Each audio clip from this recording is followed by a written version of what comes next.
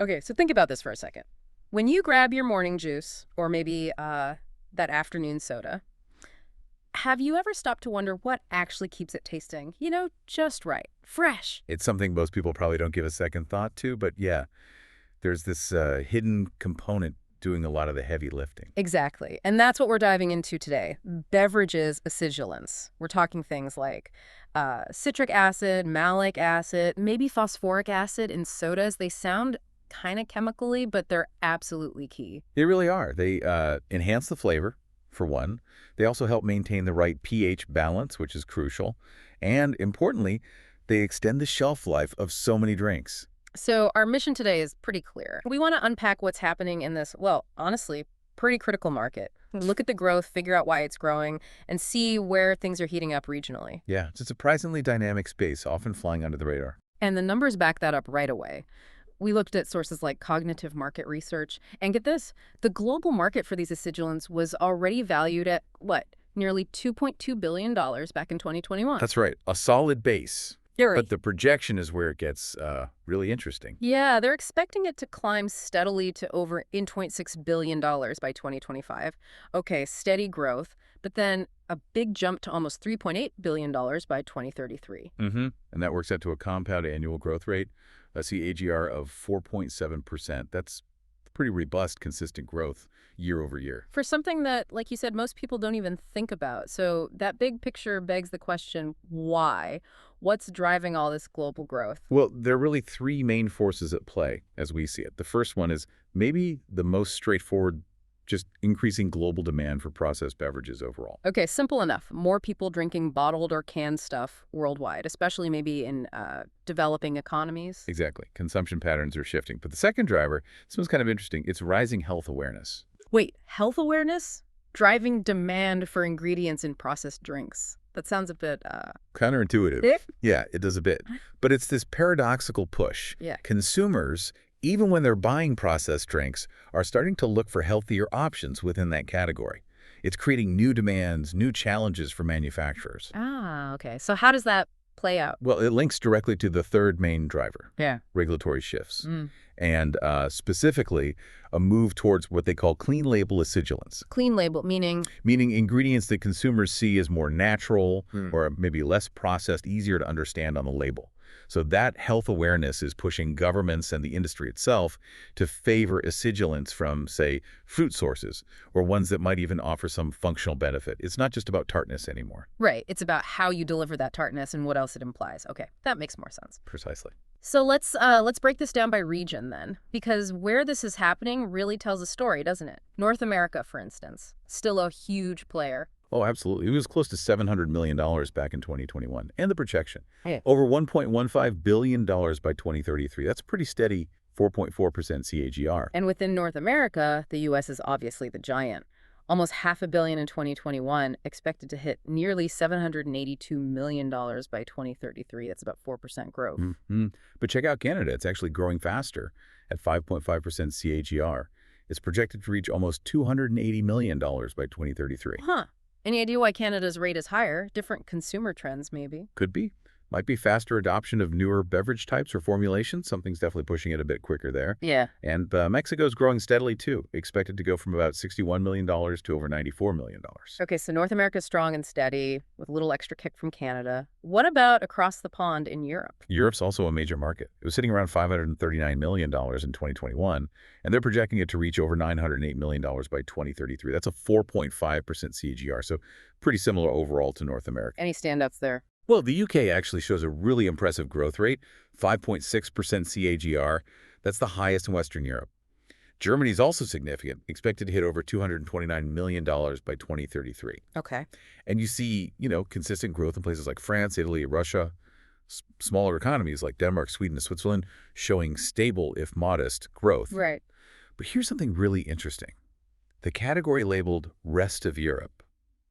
This often includes Eastern European nations, maybe some others on the periphery. Yeah. What about it? It shows the sharpest growth rate by far, a huge 9.2% CAGR. Wow, 9.2%. That's massive. What's going on there? New markets opening up. That's likely it. Significant new market penetration, rising incomes maybe, local beverage industries developing quickly, and consumer demand really taking off. It's a key area to watch. Definitely. Okay, so from those more established, though still growing, markets, let's pivot to Asia Pacific. You called this a high-growth market earlier. Oh, absolutely. It's really setting the pace in many ways.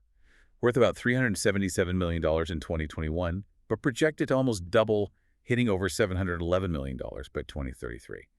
That's a strong 5.4% CAGR overall for the region. And the big drivers there are China and India, I assume? Without a doubt. India especially stands out with a really robust 6.3% CAGR. It's expected to reach over $111 million by 2033. China's projected to hit almost $230 million. And Japan's also looking to cross the $92 million mark. So what's fueling that boom in Asia Pacific specifically? Is it just population? Population is part of it, but it's also things like rapid urbanization changing lifestyles, evolving tastes and beverages, maybe moving towards more Western styles or new local innovations, and definitely that demand for natural acidulants we talked about earlier. That seems to resonate strongly there. And it's not just the giants, right? No, definitely not. You're seeing strong growth across the board. Markets in Southeast Asia, Taiwan, Singapore, they're all showing KGRs above 5%. It really highlights the whole region's growing importance in the global beverage scene. Okay, fascinating. Let's shift gears again. What about South America? South America is also a significant piece of the puzzle. The market there was around $280 million in 2021, and it's expected to grow to over $456 million by 2033. That's a 4.2% CAGR. And the leader there, Brazil? Yep. Brazil leads the pack, projected to bring in over $171 million in revenue by 2033.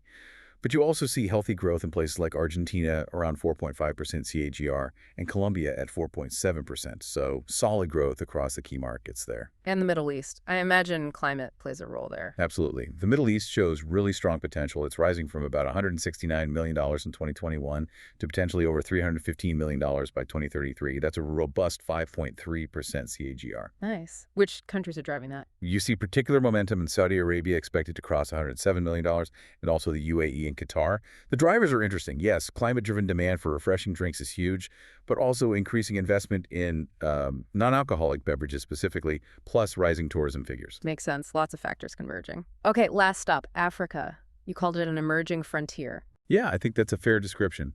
It's growing from a smaller base, about $131 million in 2021, but projected to reach over $251 million by 2033. That's a solid 5.1% CAGR. And the key markets within Africa? Nigeria and South Africa really stand out. Nigeria is forecasted to generate over $92 million, and South Africa over $122 million by 2033. What's underpinning that growth? Similar factors to some other regions, but maybe with a unique African context. You've got growing urban populations, definitely, an expansion of local and regional beverage manufacturing. They're making more drinks closer to home. And also that rising health awareness trend is taking hold there too. So it really paints a picture of a continent rapidly developing its own internal demand and the capacity to meet it. Exactly. It's not just importing finished goods. The components market is growing as local production scales up.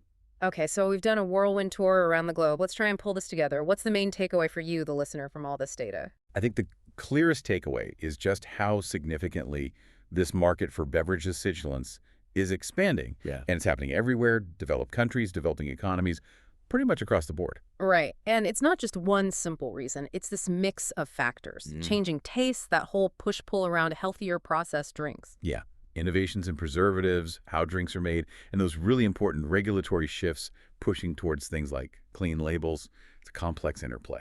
So this whole area, it really is quite a compelling space, isn't it? Whether you're involved in making food and drinks or maybe investing, or even if you're just curious about, what's actually in the stuff we drink every day. Absolutely. It shines a light on how these seemingly minor ingredients are actually central to a huge, constantly evolving global industry. They're kind of the unsung heroes of the drinks aisle. Definitely.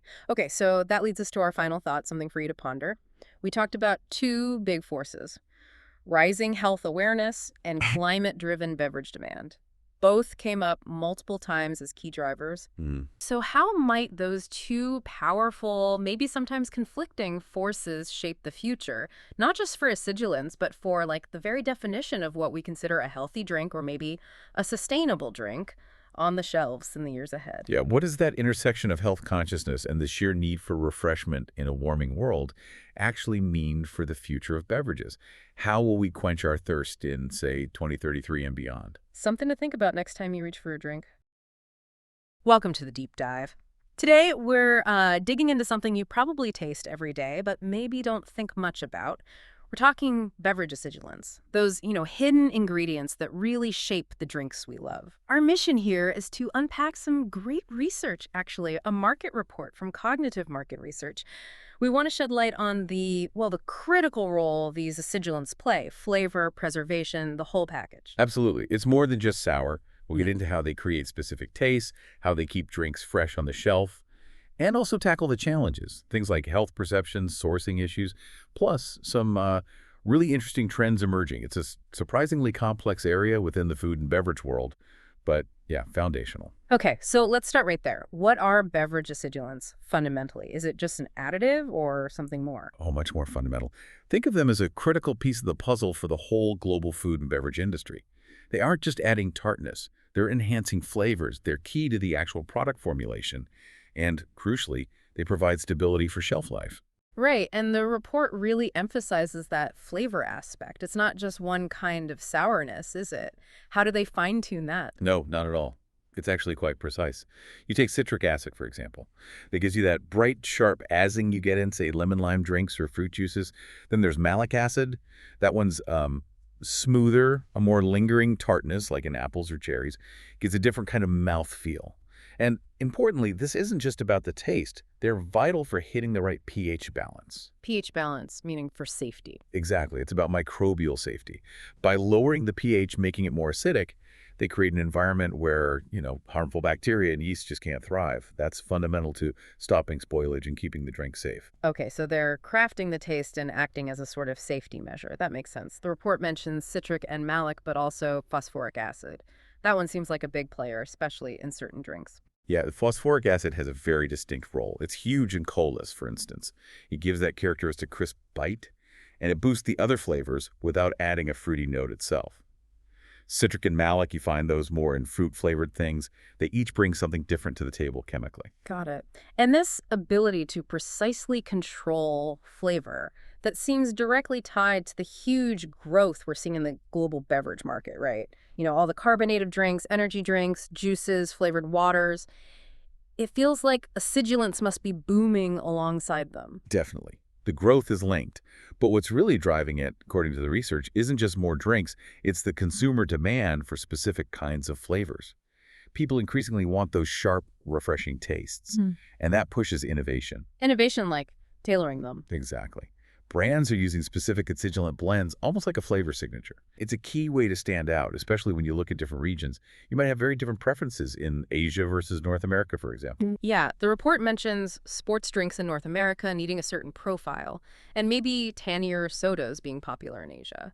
So acidulants become central to differentiating the product for that local taste. Precisely. And let's not forget their other huge job, preservation. Extending the shelf life of ready-to-drink beverages is just indispensable. This is especially true now with the move towards clean labels. Consumers want simpler ingredients, right? So acidulants can help keep drinks fresh without needing a long list of, things people might see as artificial preservatives. Okay, so they're doing a lot: taste, safety, differentiation, preservation. Seems like a cornerstone ingredient. But like any big market, there must be challenges. What hurdles are acidulants facing right now? Well, one major one is the growing concern around certain synthetic acidulants. Phosphoric acid, for instance, has faced some scrutiny regarding potential links to dental erosion or even some gastrointestinal issues.